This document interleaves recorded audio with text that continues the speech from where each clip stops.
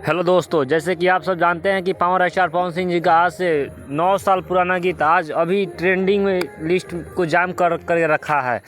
अभी power star Pawan Singh ji का ये ट्रेंडिंग सॉन्ग कैसे कि करी हो विदाई सॉन्ग, ये पूरा ट्रेंडिंग में है। 22 नवंबर पर आप जैसे कि देख सकते हैं 22 नवंबर पर ट्रेंड कर रहा है।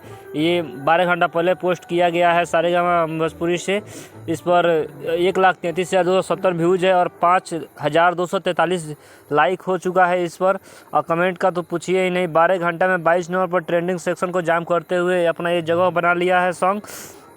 बहुत ही अच्छा और बहुत ही पुराना सॉन्ग है, विदाई सॉन्ग है पवन सिंह जी का।